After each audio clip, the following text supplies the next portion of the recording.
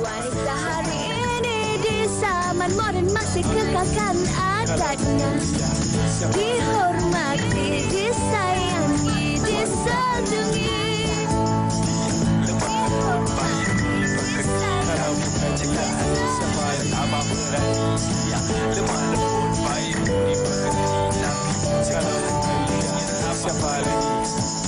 Wanita hari ini.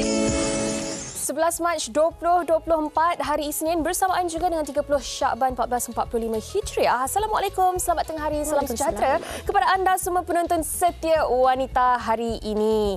Dan kita bertemu lagi untuk siaran hari ini bersama saya Uyaina Arsyad dan rakan setugas saya Syahira Izzati. Yana sihat ke? Sihat. Alhamdulillah. Syira tengok gender reveal Yana semua comel betul.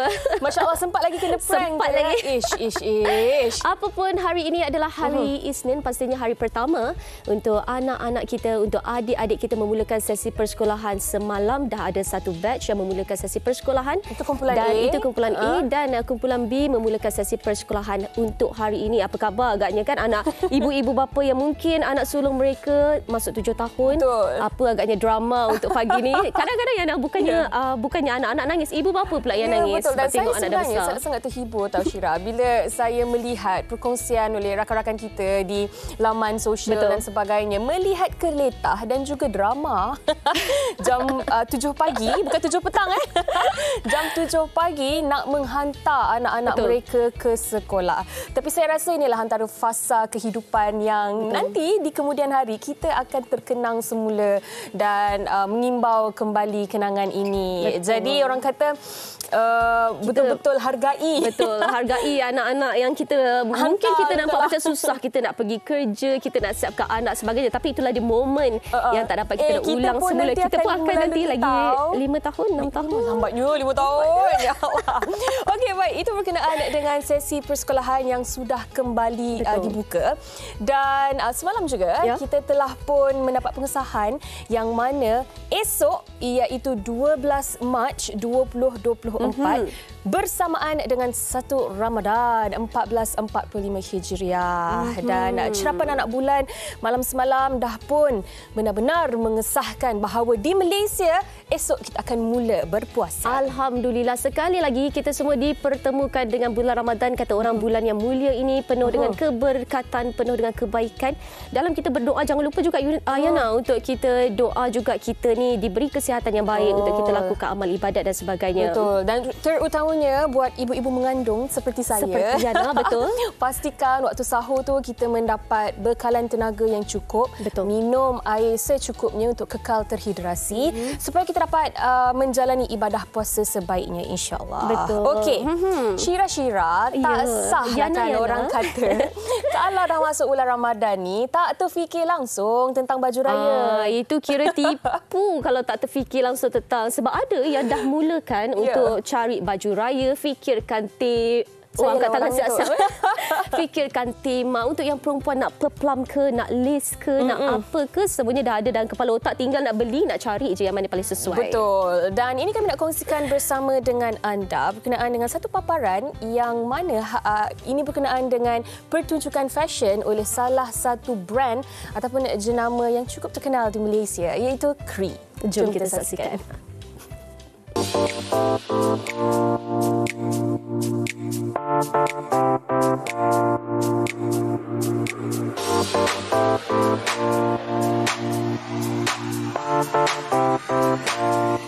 Bersempena sambutan Aidilfitri yang akan datang tidak lama lagi, jenama fashion tempatan yang tidak asing lagi iaitu Cree turut tidak melepaskan peluang memperkenalkan koleksi-koleksi terbaru mereka yang diberi nama Anggun Inkri.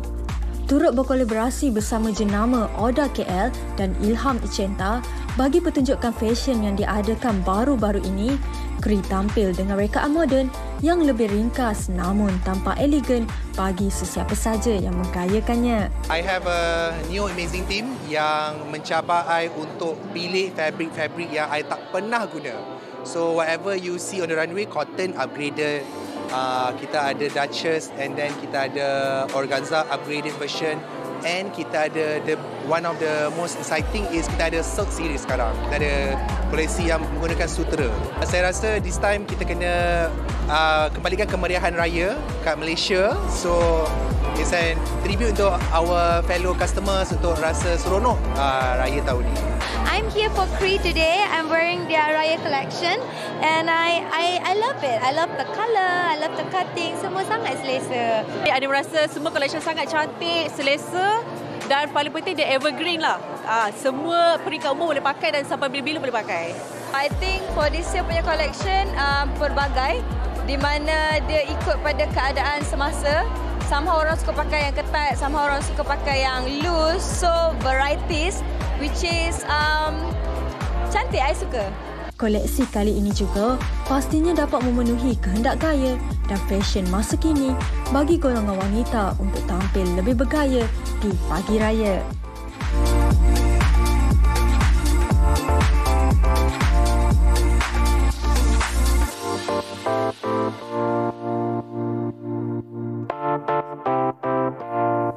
Masih lagi berbaki sebulan lagi kita nak berhari raya. Belum-mula lagi dah berbaki.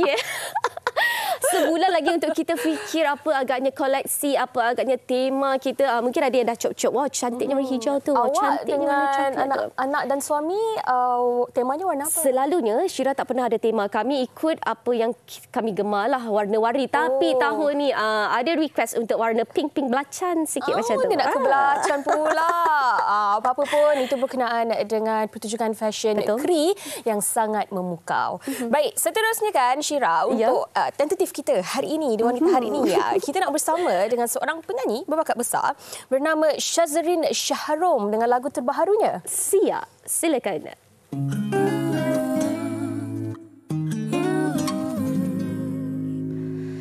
Sudah puas ku meronta, lepaskan segala luka, namun kau diam, berdiam, mendiam, membisu, tak bernada. Siapa tak gerangannya, tinggalkan baru di jiwa. Tanpa kau rasa bersalah, kau hanya menghina ketika ku ada. Siapa kau sebenarnya, cinta tapi tak bernyawa. Temani aku yang lemah, tiadamu menjaga diriku, kau sia.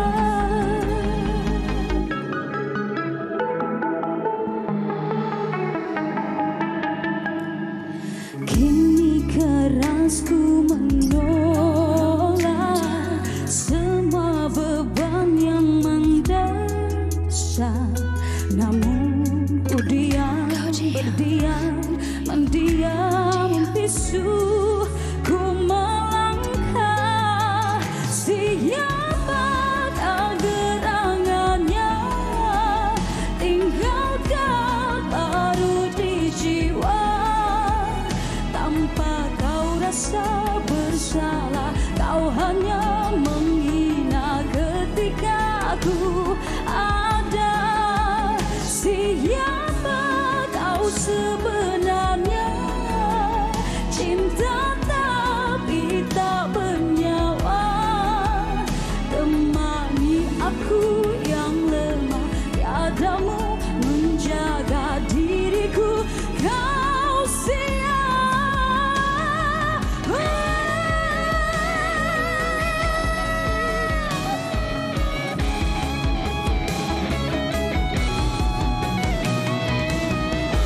Aku pergi jauh darimu.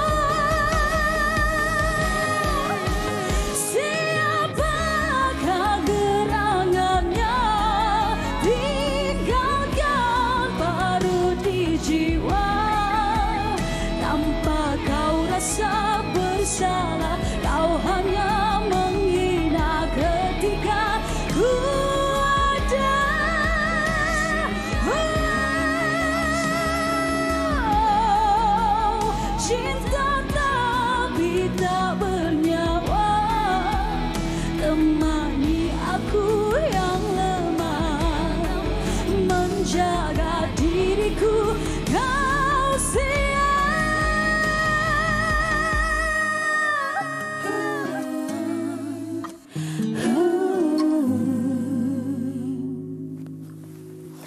Wow, penuh bertenaga di tengah hari wanita hari ini. Sihat ke? Sihat, Alhamdulillah. Alhamdulillah. Syazrin Syaharom. Betul. Pertama kali yang nak bertemu dengan Syazrin. Masya Allah, suara dia over the top.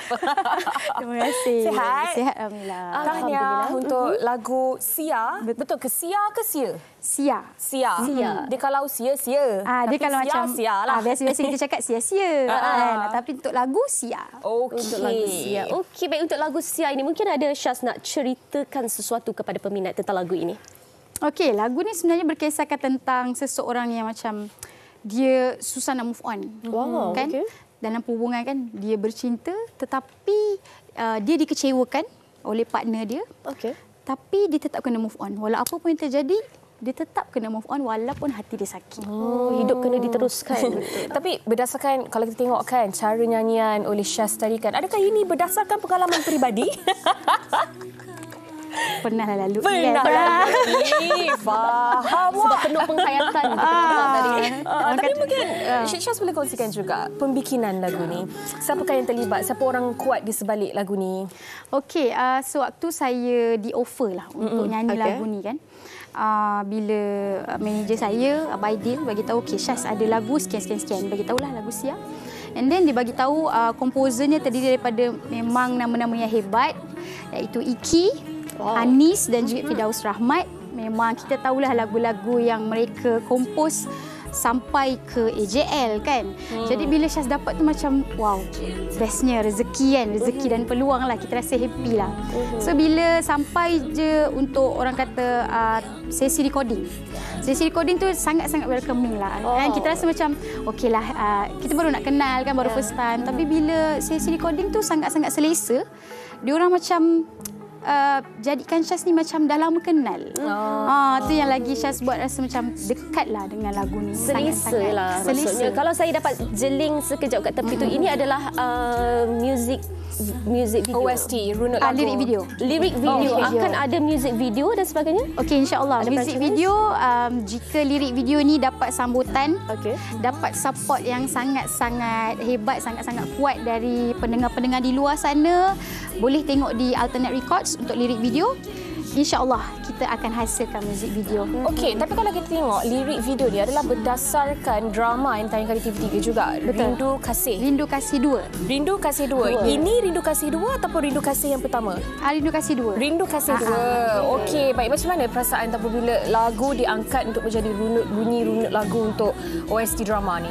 Syaz sangat gembira, sangat happy dan bersyukur sebab Rindu Kasih, kita pun minat Rindu Kasih dulu. Kan? So bila datang je Rindu Kasih 2 tu, kita pula yang lagu kita pula di-offer untuk jadi OST drama. Syaz rasa macam bestnya. Sampai mama kita pun memang peminat Rindu Kasih dulu. So bila dia tengok Rindu Kasih 2 tu, anak dia pula OST kan lagu tu. Mungkin antara doa seorang ibu yang menjadi kenyataan. Alhamdulillah. Berdoakan kejayaan anak-anak. Ya, betul. Okey, Syaz. Mungkin Syaz nak kongsikan juga kepada penonton semua. Kalau mereka nak mendengar dengan lebih lanjut lagi tentang lagu ini, ke mana mereka boleh pergi? Apakah platformnya? Okey. Untuk lirik video, boleh search di YouTube Alternate Records. Baik. Dan untuk streaming, mungkin ada yang macam hari-hari nak dengar, ada yang mungkin tengah broken nak dengar lagu ni kan. Rasa macam kena je hidup aku sekarang ni macam tu kan. So ada di semua digital platform, boleh je streaming di mana-mana sahaja. Dan jangan lupa kalau ada yang cover ke, ada yang menyanyikan lagu ni, taglah Syaz di Syazrin Syaharom. IG, TikTok, Facebook, semua Syazrin Syaharom. Syazrin Syaharom. Nak berinteraksi dengan Syaz juga di situ? Di situ juga. Okey, Syaz. Selamat maju jaya. All the best untuk lagu Sia ini dan untuk lagu-lagu yang akan datang. Tapi kan, ya nak tanya dulu kepada Syaz. Hari ni kita nak bawakan topik, salahkah jadi manja? Kan Syira kan, Kitanya manja. Kitanya manja. Tapi kalau kita tengok perwatakan Syaz kan, dia nampak macam tugas. Macam firm kan. Tapi sebenarnya adakah Syaz ni seorang yang manja?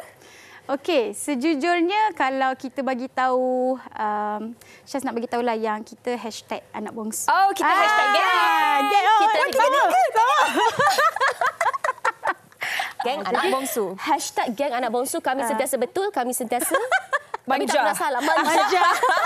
Jadi maknanya manja lah. Manja tapi bertempat lah. Maksudnya bila Syaz nak manja tu dengan orang-orang yang Syaz selesa. Okey, simpan dulu. Saya suka manja yang bertempat. Kalau anda semua dekat luar sana, manja jenis apakah anda? Suka dimanjakan, suka memanjakan, terus ke Facebook kami di Wanita Hari Ini. Jangan lupa juga untuk follow kami di Instagram dan juga TikTok. Betul. Sekali lagi Syaz akan bersama dengan kita untuk membincangkan tentang topik salahkah jadi manja bersama dengan dua orang jejaka tampan. Yang kita nak tahu sebenarnya mereka berdua ni manja ke tidak. Jadi jangan ke mana-mana, kita kembali selepas ini di Wanita Hari Ini. Wanita Hari Ini.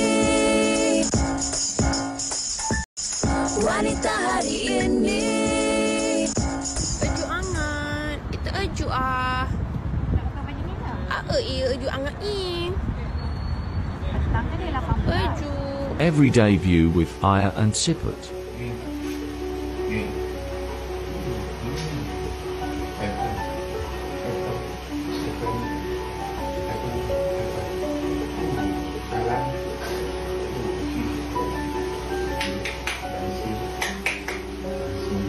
Ada kalanya Siput malas nak layanan.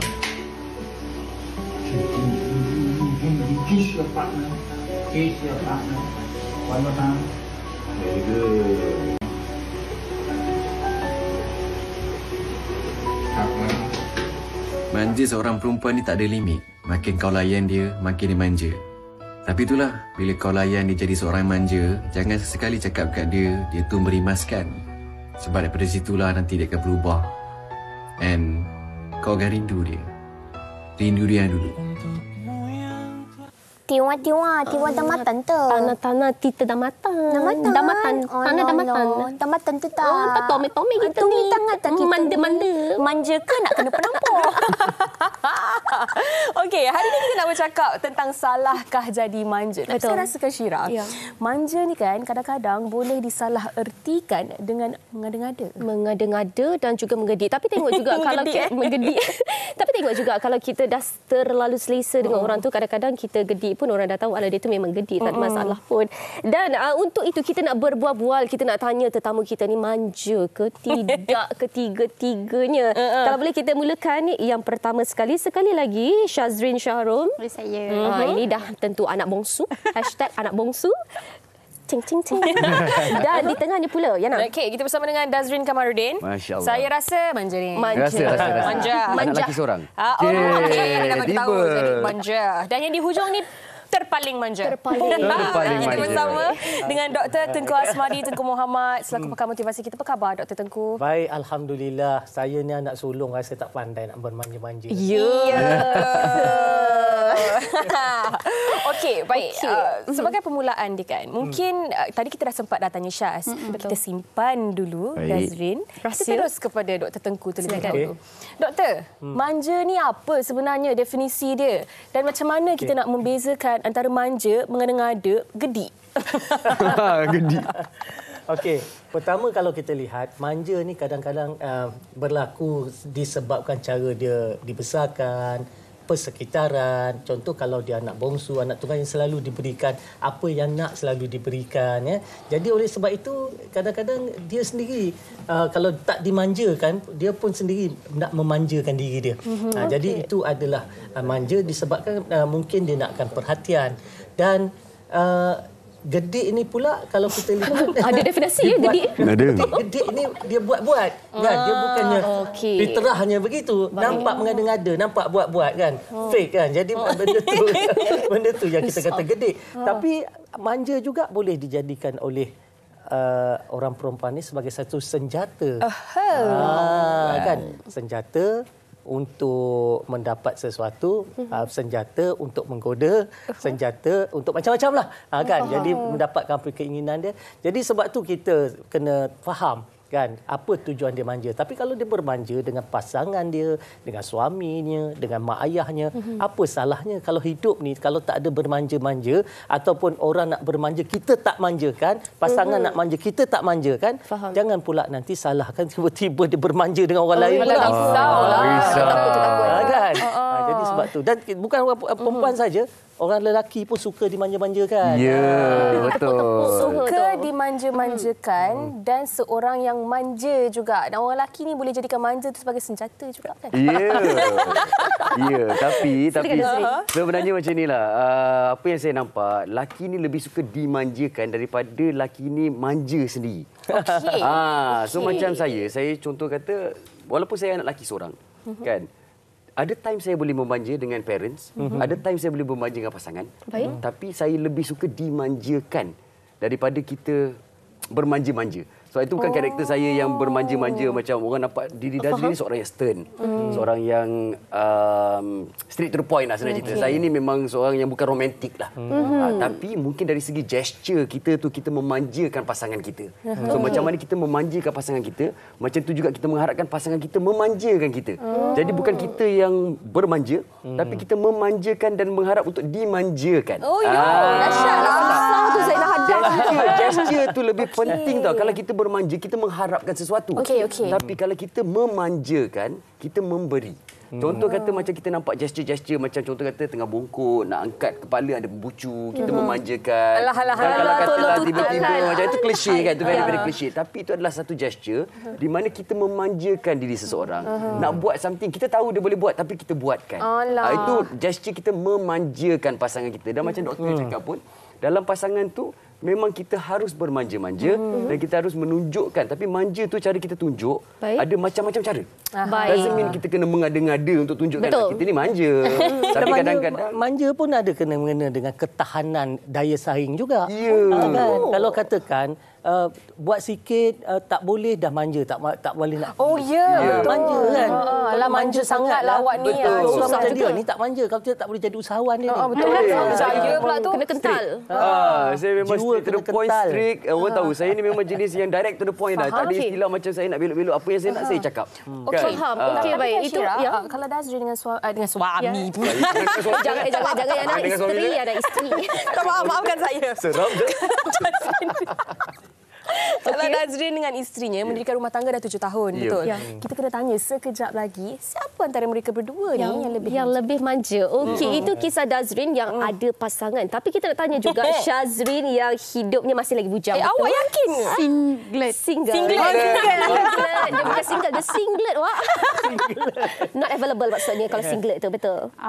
Masih kepunyaan mama ayah. Jawapan selamat. Alhamdulillah. Okey, tadi tak habis cerita. Shazrin ada cakap bermanja ikut tempat, ikut situasi. Apa yang Shazrin nak cerita sebenarnya tadi? Silakan. Okey, kalau Shaz memang sejujurnya Shaz manja lah dengan mama dengan ayah. Tapi bila ada satu situasi yang macam kita tengok ayah ni, okey dia tengah garang ni ataupun dia tengah strict ni. Tiba-tiba nak masuk bergurau tu macam tak kena. So macam kita ikutlah cara dia juga kan. So kita tak ada memanja kat situ. Tapi kadang-kadang bila dia tengah nampak dia tengah pening kepala ke atau dia tengah macam runsing ke atau dia tengah garang ke, kita rasa macam boleh selit manja, kita bagilah sikit. Macam tu, ikut situasi. Manja bertempat lah. Manja bertempat. Tapi kan perasan tak bila dia cerita kan, dia macam lebih manja dengan ayah dia. Anak ayah ke? Dia little dia. Betul lah. Lebih manja dengan ayah. Dengan ayah. Anak bongsu, satu-satunya perempuan ke? Tak. Ada 3 perempuan, seorang lelaki. 3 perempuan. Sebab dia anak bongsu. Ya, betul.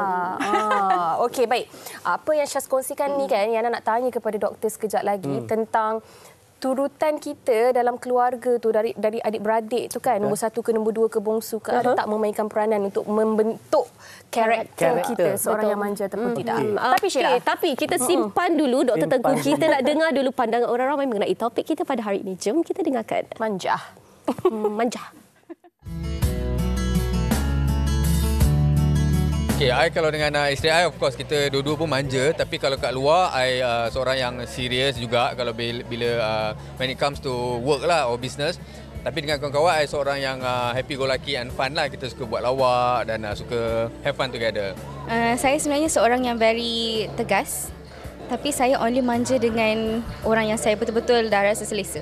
Sebab saya jarang nak tunjuk saya punya manja side of me. Kalau saya manja pun paling-paling waktu saya macam tengah sedih. And I needed someone with me. So saya akan berkelakuan manja. Manja. Apa Ikmal nampak pasal manja ni subjektif tau. Semua orang manja dengan cara masing-masing. Contoh macam Iqmal akan manja dengan wife, manja dengan mak. Itu benda biasa. Tapi manja ni kena bertempat. Bagi Iqmal, setiap orang ada perasaan manja tu, tapi kita kena manja bertempat dan kena dengan orangnya. So, bagi Iqmal, manja ni tak salah. Dan ini manja adalah satu naluri yang fitrah manusia. So, actually manja ni dia subjektif tau. Ada yang manja dengan pasangan, ada yang manja dengan kawan-kawan. Macam saya manja dengan semua orang. Sebab saya memang manja daripada family lagi. Memang family manjakan saya. Kerana ada orang kata saya anak bongsu.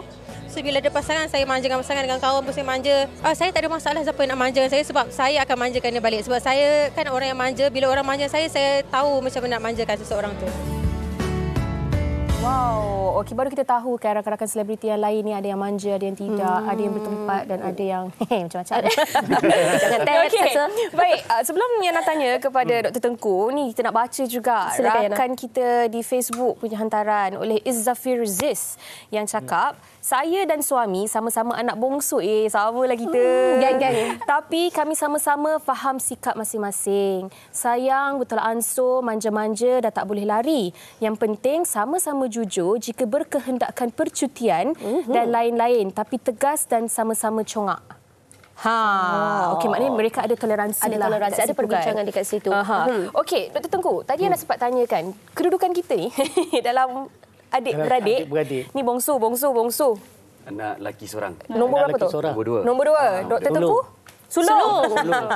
Jadi antara kedudukan ni, adakah memberi kesan kepada karakter kita ni manja ataupun tidak?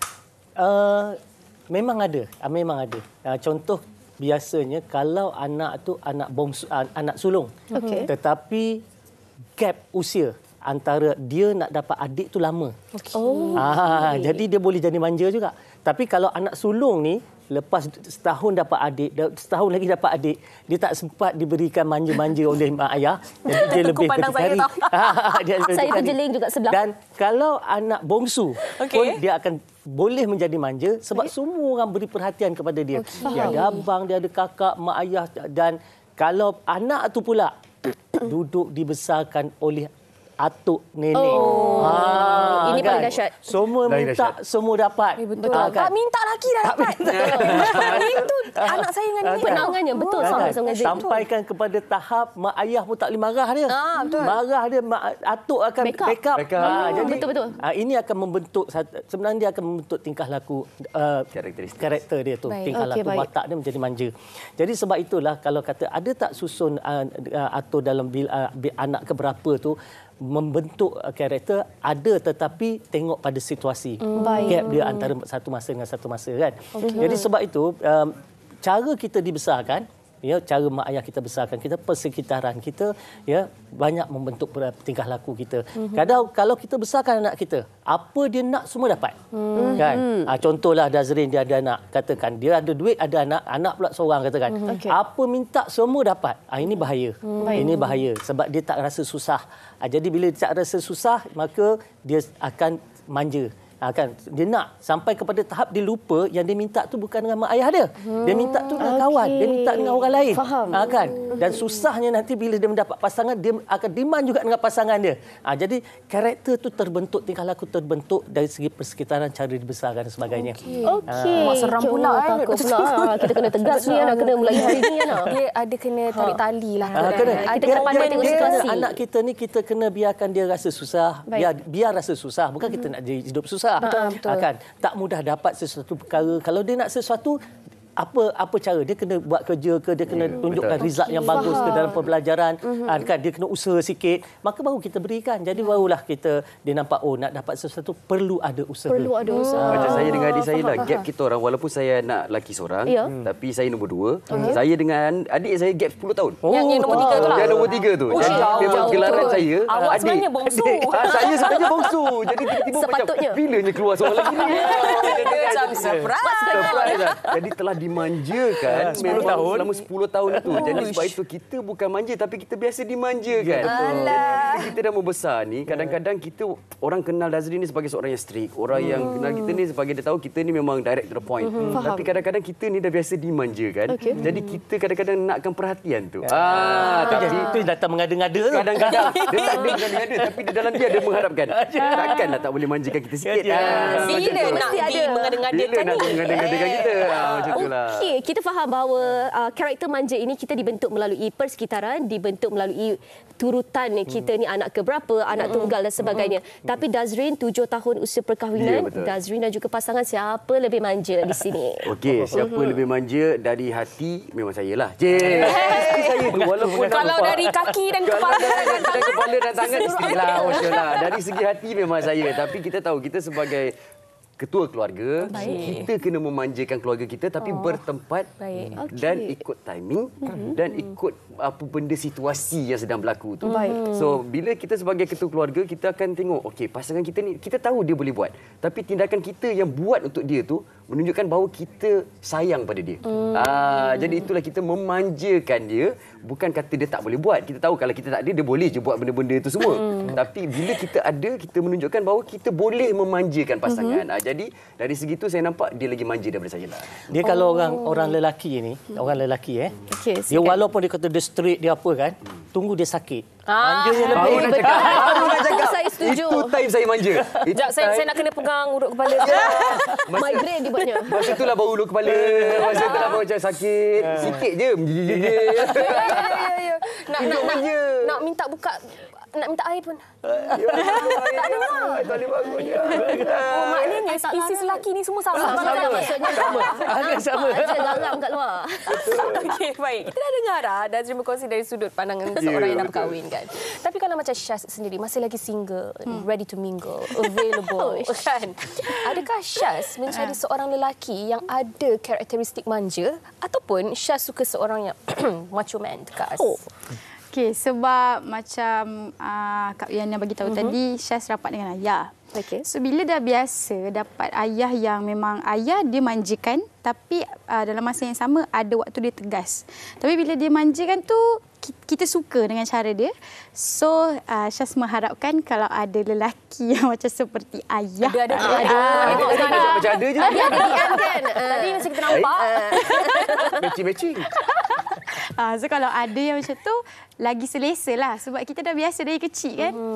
Sebab ayah dia tak terlalu manjakan pun. Kalau macam kita nak beli sesuatu memang kena kumpul duit sendiri sampailah ke besar. Tapi bila dimanjakan, time kita memang pergi jalan-jalan ke spend time holiday, time tu kita nampaklah kita dapat manja dengan Okey, faham. Tiba-tiba dah nak masuk kesimpulan. Kesimpulan yang boleh kita buat, manja tu tak ada masalah, tapi kena ada pada tempatnya. Tapi sekarang ni Ziana, kita Ziana Kak Ji. Sekarang ini kita zaman social media, betul. Wajar ke kita punya manja, kebahagiaan suami isteri ni dipertontonkan? Mungkin Dr. Tengku ada sedikit nak ulas. PDA. Ini satu pesan saya lah kan. Kalau kita kegembiraan, kebahagiaan, bermanja-manja, kita tak perlu nak tonjolkan sangat. Baik. Pertama sekali kerana kita tonjolkan sangat, di luar sana ada yang suka, ada yang tak suka. Ada yang bahagia, ada yang tak bahagia. Jadi kebahagiaan kita mungkin menyebabkan dia rasa tak seronok, murung kan, ataupun dia tengok kita dia jadi meluat. Dan yang paling kita takut kalau kita tunjukkan sangat di media sosial macam-macam tentang kehidupan kita, kita bimbang kena penyakit ain. Penyakit ain ni tak ada ubat nanti. Jadi sebab tu kadang-kadang kita sakit, kadang-kadang kita macam kita ingat orang sihir, kita tak. Itu penyakit ain. Dan dalam Islam pun memang ada penyakit ain tu kerana kita terlalu tonjolkan kekayaan, tonjolkan kebahagiaan, tonjolkan kecantikan, tonjolkan segala benda, maka akhirnya kena. Jadi sebab tu kena hati-hati, sikit-sikit tapi jangan berlebih-lebihan. Betul. Saya rasa sederhana. Itu kuncinya. Kalau tak tunjuk langsung pula. Tak boleh juga. Sebab sebab followers ni dia nak tahu juga perkembangan kita, cerita kita. Betul. Kan? Dia bila cerita tu seronok dia tu kan. Betul. Jadi kita boleh tunjuk asalkan jangan berlebih-lebih. Betul, jangan berlebih-lebih, bersederhana. Okey, dan untuk Darzin sendiri, mungkin di hujung perbincangan kita ni kan, kepada kaum lelaki. Kaum lelaki, ya saya. Kepada kaum lelaki yang bergelar suami khususnya kan. Kadang-kadang penting untuk kalian tonjolkan juga sisi manja kalian kepada pasangan. Betul. Dan penting juga untuk kalian lelaki untuk melihat isteri itu apabila dia sedang bermanja dengan kalian untuk memberi ataupun reciprocate manja itu. Betul. Janganlah biar dia krik-krik seorang-seorang kan. Ada respon. Betul. Bagi seorang lelaki dia macam ni tau. Kita tak boleh kontrol manja kita tu terhadap pasangan. Dan pasangan kita pun kadang-kadang manja tu datangnya dengan sendiri mengikut keadaan. So kalau katalah manja tu datang, macam yang nak cakap tadi, kita memberi tindak balas lah yang positif kepada keadaan manja tu. Tak salah pasal suami dan isteri. Tapi kalau katalah manja tu tak datang, jangan dibuat-buat. Itu buat tu kan. Itu yang jadi awak dah jadi macam awak tak makan lagi ke? Awak nak pergi mana? Takut. Tak. So manja tu biar datangnya automatik. Jangan manja tu dibuat-buat. Itulah yang jadikan istilah tu tergedik-gedik kan pada kita kan. So tak payah gedik, biar datang naturally. Okey, baik. Benda tu datang daripada hati dan daripada naluri kita. Okey, baik. Manja tu biarlah datang secara semula jadi. Mungkin kata-kata terakhir daripada Syah sendiri selaku orang bujang kita ni nak manja jagalah diri. Cakap dia bujang tau. Kesian saya. Kita ni nak bermanja, jagalah diri. Janganlah kita bermanja dengan pasangan orang. Dan sebagainya. Mungkin ada nasihat untuk mereka di luar sana. Okey, macam Syah sendiri memang Syah manja tu dengan orang yang rapat je lah. Okey. Yang Syah selesa, family. Kadang-kadang kawan-kawan pun tak adalah Syah terlalu manja pun kan. Tapi macam doktor bagi tahu tadilah kalau dekat media sosial kan. Kadang-kadang kita tengah buat story tu, kita tertunjuk perangai kita tau. Yang manja tu kan betul macam tak okey je, delete balik. Macam tu lah, berjaga-jagalah. Satu perkara, orang perempuan ni, dia kadang-kadang memang dilahirkan dengan suara yang manja. Okey, lupa yang dia ni manja. Jadi hati-hati. Kalau kita jumpa dengan orang yang bukan pasangan kita, jaga, belajar untuk bercakap tu lebih tegas sikit. Saya suka ni. Praktis, latih kan. Jangan kita bawa cara kita bercakap dengan pasangan kita tu bawa kat luar. Betul. Jangan. Awak punya betul tu. Laju betul. Terus tegas jadi. Tapi ini poin yang cukup bagus dan sangat-sangat penting. Kadang-kadang kita cakap, I'm just being myself. This is me. Inilah diri saya. Kan? Tapi hakikatnya bila kita hidup bermasyarakat ni, tak semua orang tu kita boleh layan sama seperti mana kita layan pasangan kita, orang yang kita cinta, ibu dan ayah kita, adik-beradik kita. Perlu ada diplomasi di situ dan perlu ada rasa hormat terhadap orang lain di situ. Sekian konklusi daripada saya. Selesai. Kita nak berhenti berehat seketika. Okey, kejap. Kita nak ucapkan terima kasih kepada ketiga-tiga tetamu kita, Dr. Tengku, Syazrin dan juga Darzrin. Kami doakan kebahagiaan ketiga-tiga tetamu kita. Dan selamat berpuasa. Selamat berpuasa juga kita ucapkan kepada ketiga-tiganya. Baiklah, kita nak berhenti berehat seketika. Anda di rumah jangan ke mana-mana. Wanita hari ini. Wanita hari ini. Hai, kembali bersama kami di Wanita Hari Ini dan seterusnya ni yang nak memperkenalkan dua orang tetamu yang akan bercakap dan bercerita tentang aspek kewangan. Elok yang nak perkenalkan, kita bersama dengan Encik Sukbir Chima yang merupakan Ketua Teknologi SAIS. Yes. Hai, apa khabar? Hai, khabar baik. Terima kasih. Dan kita juga bersama dengan Encik Adrian Lai yang merupakan Ketua Berita SAIS. Yes, sihat? Sihat walafiat. Okey, terima kasih kerana sudi bersama dengan kami di Wanita Hari Ini untuk bercakap tentang aspek kewangan. Mungkin Yana boleh mulakan dengan Encik Adrian dulu. Mengapa menurut Encik Adrian kewangan peribadi ini pengurusannya sangat-sangat penting? Ya, kewangan peribadi ataupun pengurusan kewangan amat penting sekali kerana kalau kita lihat tahun lepas statistik menunjukkan lebih kurang 250,000 rakyat Malaysia diisytiharkan bankrupt atau muflis. Jadi ini menunjukkan satu trend yang membimbangkan dan kami sebagai pengamal media ingin meningkatkan tahap kesedaran dan berkongsi ilmu tentang cara-cara untuk menguruskan atau merancang kewangan kita dengan lebih cermat dan berhemah. Saya suka bila Encik Adrian cakap merancang dan menguruskan kewangan. Sebab kadang-kadang dia bukan sahaja berkenaan dengan mencari wang, tapi macam mana kita nak manage ataupun mengurus kewangan tu. Ya, betul. Tapi mungkin Encik Subir boleh kongsikan juga platform seperti REF. Apa yang REF lakukan untuk mengatasi masalah ni?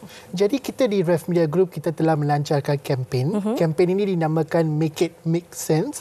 Saya suka tajuk ni. Terima kasih. And kempen Make It Make Sense ni adalah kolaborasi bersama dengan 3 platform di REF Media Group, iaitu says.com untuk bahasa Inggeris, Walkit untuk bahasa Melayu, and then Tantan News untuk bahasa Mandarin.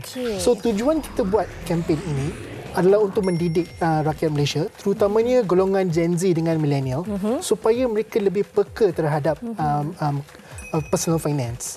Ya, so kempen ini start hari ini dan akan sampai Disember 2024. Sepanjang tahun? Sepanjang tahun, yes. Okey, tapi mungkin Cik Subi boleh kongsikan juga dengan lebih lanjut lagi tentang bagaimana sebenarnya kempen ni diharapkan dapat mendidik individu-individu di luar sana berkenaan dengan kepekaan berkenaan dengan kewangan. Jadi banyak golongan muda, mereka rasa bila personal finance ni mereka rasa sangat rumit dan membosankan. Jadi melalui REF, platform kita, kita akan melancarkan kempen, konten kami menerusi artikel-artikel, social media, video yang seronok dan juga simple. Sebab ramai rasa bila diorang baca pasal personal finance, mereka rasa sangat rumit. Berat. Ya, berat. So kita nak simplify semua konten kita. Okey, saya suka supaya apa sahaja yang disampaikan tu kan dekat dengan orang dan orang boleh faham sekaligus bila mendengar. Tapi apa antara topik kewangan yang akan dibincangkan nanti? Jadi untuk SAYS, kita ada 3 cabang. So cabang first adalah mengenai menjana pendapatan. Second adalah mengenai menyimpan duit. Third adalah melabur duit. Dan artikel-artikel kita akan fokus terhadap macam mana nak melabur di saham, bond, bagaimana nak mohon untuk insurance, dan juga kita ada tips dan strategi untuk mengelak penipuan online scam. Dan mungkin yang topik terakhir itu sangat-sangat perlu, penting untuk dititik beratkan, khususnya untuk golongan yang lebih berusia yang mudah tertipu berkenaan dengan scam atas talian ni kan. Baik, Cik Adrian mungkin boleh kongsikan juga macam mana orang ramai dan jenama boleh menjadi sebahagian daripada kempen sepanjang tahun dari program ini. Okey, baik. Untuk penonton di luar sana yang ingin mengikuti kempen ini, sila layari laman sesawangsales.com, cari pautan butang Make It Make Sense. Dan jangan lupa untuk follow kami di semua laman media sosial kami. Dan juga untuk jenama yang ingin bekerjasama dengan Make It Make Sense, boleh hubungi kami ini. Okey, dan sedikit dari Cik Sukbi mungkin? Jangan lupa bookmark Make It Make Sense di says.com. Okey, dan sekali lagi social medianya, pautan-pautannya sekali lagi?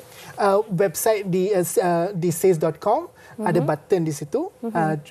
Klik button tersebut dan anda akan jumpa Make It Make Sense page kami. Okey, baik. Dan terakhir, Cik Adrian, mungkin boleh kongsikan juga dengan penonton untuk menggalakkan mereka kenapa mereka perlu mengikuti kempen Make It Make Sense ni.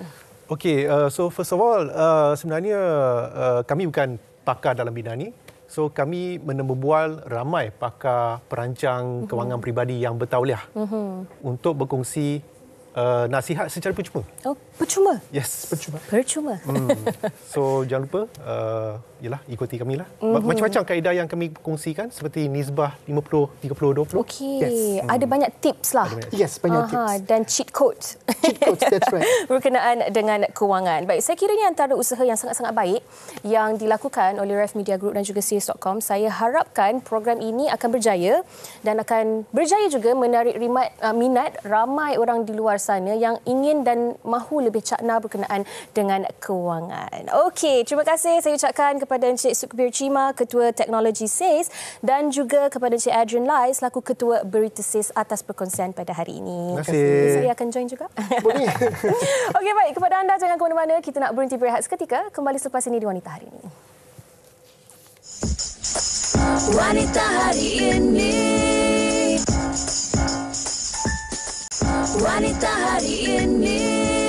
Kembali bersama bersama kami di Wanita Hari ini. Terima kasih kita nak ucapkan kepada semua penonton-penonton atas komen dan juga kesetiaan anda sepanjang 1 jam ini. Tetapi kita nak tanya juga, mungkin penonton-penonton di luar sana rindukan celoteh. Dua kakak kita ini, ada tak yang rindukan #Siti Mimah? Mesti korang tu semua tak sabar nak tengok kekecohan dua host cantik ni kan. Sabar okey. Puasa nanti kita jumpa banyak topik menarik akan dikongsikan. Tapi bila stay tune dengan semua digital platform TV3 dan Audio Plus tau. Ingat mereka tak pakar tapi mereka nak kongsi. Itu dia tadi Siti Mimah, Kak Long. Kak Ngah dengan Kak Uda. Kak Uda? Kak Uda ke? Kita terlupa. Kita lupa kita Kak apa. Tapi yang penting jangan lupa untuk ikuti podcast mereka di Siti Mimah. Okey, baik. Selesai untuk siaran hari ini. Terima kasih kepada anda semua yang sudi menemani kami selama 1 jam ni kan. Dan seperti yang kita katakan tadi, esok kita semua umat Islam dah mula menjalani ibadah puasa di bulan Ramadan. Jadi malam ni kita akan berterawih bersama-sama. Pagi nanti kita akan bangun sahur bersama-sama. Jangan lupa untuk niat puasa. Nawaitu sama qadin. Ada fardi syahri Ramadan. Hazihi sanati lillahi ta'ala. Dah baca, dah siap dah kita. Boleh juga puasa niat untuk 1 bulan. Selamat berpuasa. Kami berdua ucapkan selamat menjalani ibadah berpuasa. Semoga kita semua sihat walafiat selalu. Ingat temu janji kita esok. Tadi dah cakap tentang sahur kan.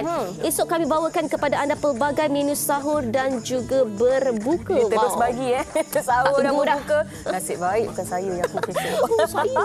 Awak semoga berjaya. Okey, baik, untuk hari ini kami undurkan diri terlebih dahulu. Stay safe semua. Salam Ramadan. Jumpa lagi. Assalamualaikum. Jaga diri.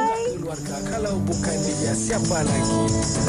Wanita hari ini bijak mengatur mengurus mata wataknya.